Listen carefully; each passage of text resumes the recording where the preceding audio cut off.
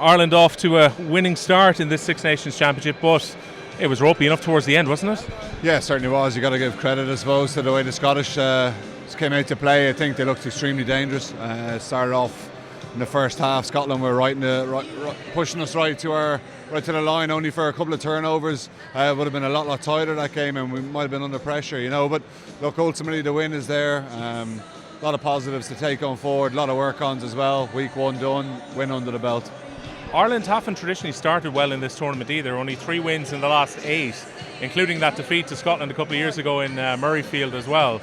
How important is it just to get that win column going at the first game? Look, I think it's immense. It's the horrible word you hear. It's that momentum word, but it's I suppose we won in France, and look what that turned out in that first win. So first one's done. Now we're home again against Wales, who had a big win today against the Italians. So they'll be coming here looking to turn us over. You know, they're Grand Slam champions at the moment, and it's going to be a decent game here. You know, I think if the crowd turn out like that and we get a bit more behind it, it should be a great game.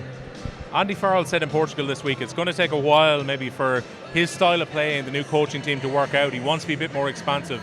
Was there much different about that performance compared to the Joe Schmidt era Ireland? I think there's small little things that they do. So I think from the kick-off per se, normally we get up and we set up in that position where we get the pillars, everyone would line up, we put it to the back of the ruck and we kick, chasing, and a lot of kicking, and there were a lot of complaints about that and negative rugby and that sort of thing. And we saw some of the intent from the Irish side from the first one. They had a crack, you know, they were spread out wide.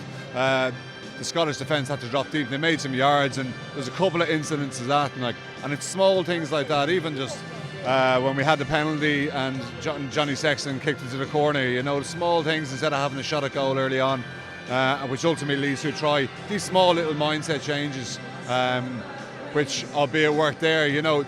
Bit more of them, they kind of went into the game in the second half, but a bit more, if they bring some of them into the game more often, we'll get a lot more out of it, you know. And I think that with Mike Catt and the extra time that they're going to have together now, slowly but surely it'll implement their own game plan.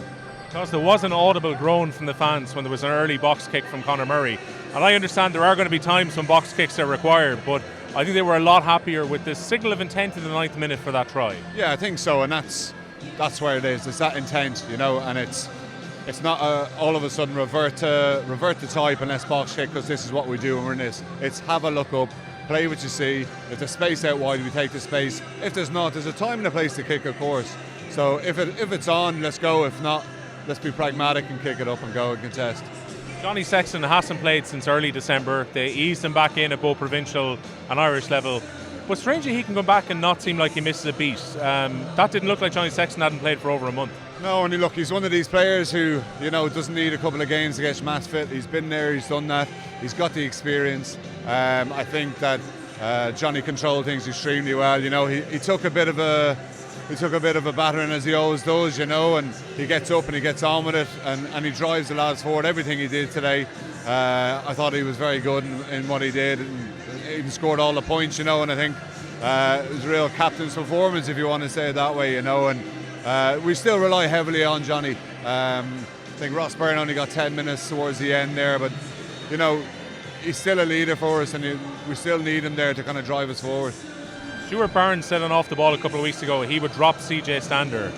That's one of CJ Stander's best recent performances he's put out there, isn't it? Yeah, no, I thought CJ was immense, you know, and I think after the World Cup, people kind of questioned him, and Peter Mahoney and other players in that area, and I think they've answered some of the critics there. I think CJ brought a lot more to his game. You know, he was carrying, you could see him making half breaks, he was turning over ball, and he was making yards, and he was carrying, and defensively he was making big hits as well, and got some crucial turnovers, especially the last one there at the end. And look, I think CJ puts himself under enough pressure, and I think that he brought out a huge performance. You know, wouldn't necessarily have dropped him, but just maybe that move to 6 might have given him a little bit more leeway. Obviously we lost Caelan Doris pretty early in the game, which is very disappointing for him, and is hopefully just a head knock and nothing too more serious. But I thought CJ played extremely well in the back row. It felt very harsh that Caelan Doris only got his 4 minutes on the pitch in his debut here as well, and he put in a really good tackle early on in the game, and then pretty much just an accidental clash of heads ends his debut very early. Must be very disappointing for him for it to finish that way.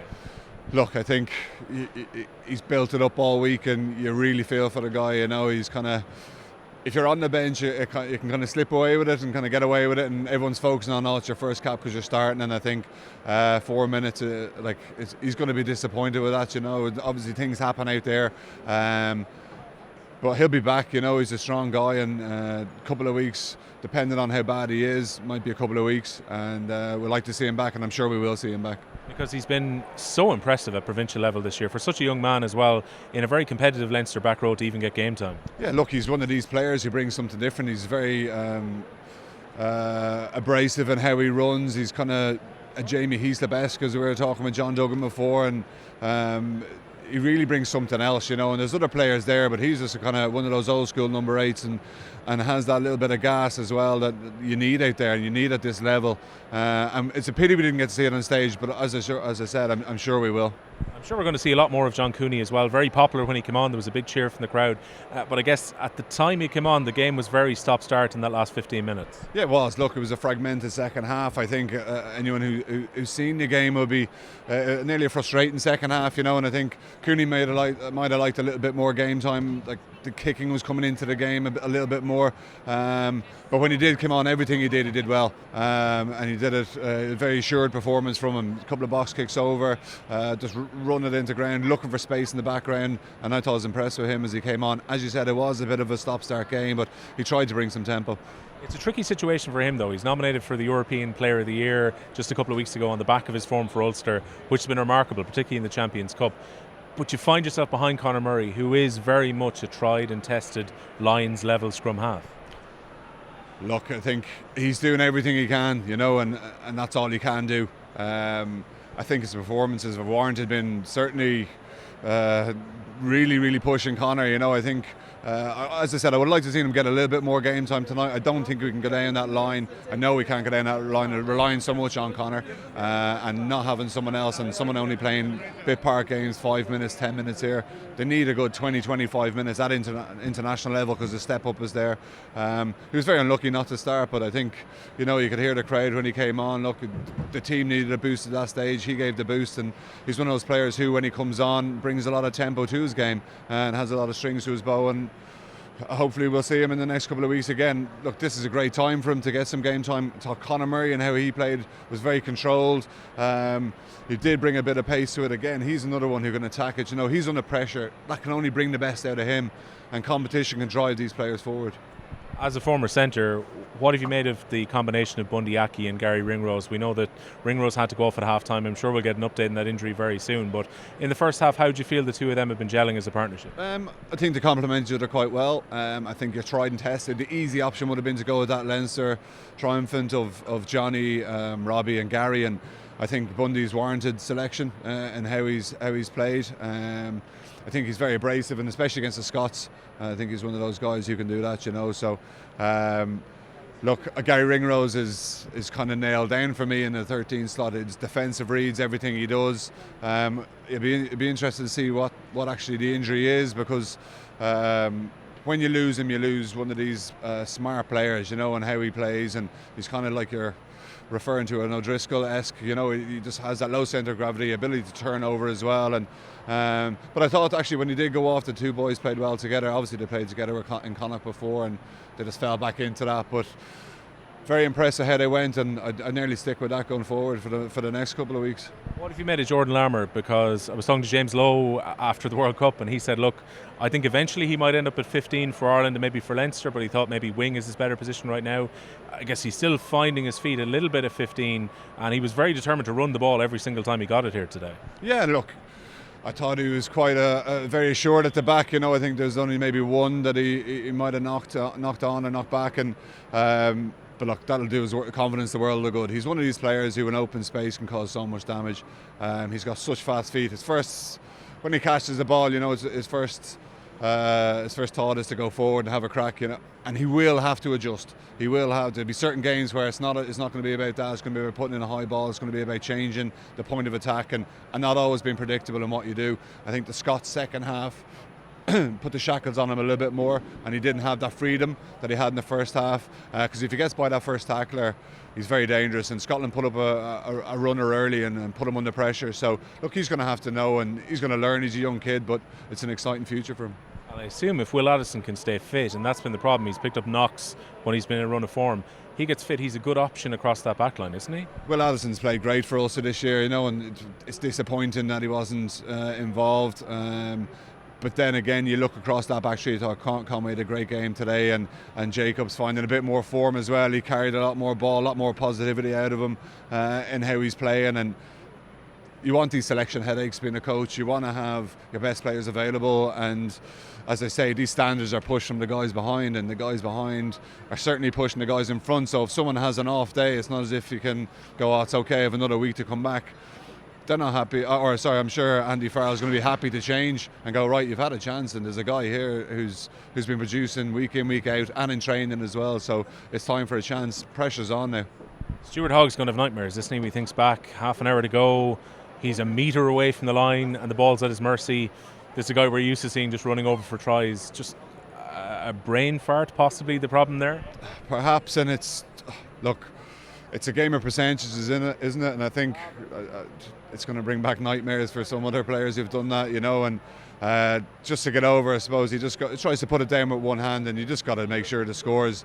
I know we had it with Jacob a couple of years ago as well, but these are the things that will bring back, and these are the small percentages. We win the game by 7 tonight. That could be a massive turning point in where we go, and the positivity that we're going to try and push after tonight. It's a different game if they score that. Okay, they got 3 points off it from the penalty, but mindset of the Scottish lads, and you can see him apologising in the huddle, but it's something that shouldn't have happened. He's got to score that. He knows it himself, and they're just going to rue that mistake. How much will they rue not having Finn Russell? I can perfectly understand that Gregor Townsend had to discipline him. If a guy is going out after being told to stop drinking and he stays out for the night, you got to show discipline to all as opposed to indulging your star player. But was Finn Russell badly missed out there tonight? I think Adam Hastings had a very good game. I think he controlled things quite well. I think when games are this tight, I think if Finn Russell can be that X factor, that difference. I think Adam Hastings can do that. He can bring his line. He was an attacking threat tonight, but I just think that Finn has that little bit more, certainly at the moment. And yeah, they kind of missed him out there, just for those tired defences. Like we saw Tyg Furlong put in a hell of a shift tonight, in 70 odd minutes, I think, and even Cian Healy came on and off 3 times, but you're looking for those runners, and a couple of times they did get through. But if you're someone like Finn Russell who can see that and exploit that, on a different day, it could have been a different story. But in credit to Hastings, I thought he played well. Some of the Scottish journalists were saying yesterday it's a very difficult start for them to play Ireland and then to have England in the first couple of weeks. It's a difficult way to start this campaign, particularly off the back of a disappointing World Cup. But will there be bits they can take out of today's performance that are encouraging going into the next few games? Yeah, I think they were very unlucky at certain times. I think their statement of intent and how they want to play the game, they get it to wide channels. They did look dangerous when they have the ball in hand, and only for a bit more discipline, a bit more patience in that 22 in that 5 metre line, and Ireland got like three turnovers, I think it was 3 or 4 turnovers. Otherwise it could have been a different story, so that little bit more patient. They're not far off. Ireland next week, Wales, difficult way to go. They got their bonus point victory. Italy offered very little resistance earlier today in that game at the Principality Stadium. Wales did a real number on us last year in Cardiff to win the Six Nations as well. How big a task is it to try and get a victory here next Saturday afternoon? Oh, it's a huge game, I think, and everyone in pre-match talk have been talking about the English guys, how they're going to fare, France, how they're going to fare. We can't forget that Wales are the Grand Slam champions. They're there for a reason. Yeah, they've had a bit of a change in their staff, but I think that the confidence of getting that 40 point victory against the Italians will certainly put a wind in their sails, and they come here, and they certainly don't fear the Irish. They've been here, they've done it before. I think it's going to ride itself. The motivational speeches this week, Andy Farrell's going to come in, different voice as well, and kind of just push the standards and what they're trying to achieve, and try and beat this Welsh side. It's a bit of a monkey at the moment, so if we can get that off our back, who knows, 2 from 2 would be great. Well, look at that Welsh team as well. One of the things when it comes to continuity, I know they had over a decade of Warren Gatland and his regime, but look at the amount of his generals that are still around to carry this on, none more so than Alan Wynne-Jones, but loads of experience in that team they played today. Yeah, plenty of experience, and they have changed the backroom staff a little bit, but I do think that, the players in the field are still the same guys out there. They've been there, they know what they're doing. In that cauldron of international rugby, they're making the right calls at the right time, and they're bringing in a bit more talent, a bit more youth as well, which is good to see. But they'll be extremely dangerous. And as I said, they know exactly what to expect coming over here. They've been there, they've done it, and they know what it takes to win over here. I was asking Simon Easterby yesterday about Devin Turner. He said he was very impressed the way he bounced back. To get that disappointing call to say you won't be going to Japan, to have to get your provincial form back up to a level, and remember the leg injury that he had to come through last year as well. Got a huge ovation when he came on, and 5 seconds after that he goes up into the Dublin night sky and catches the ball.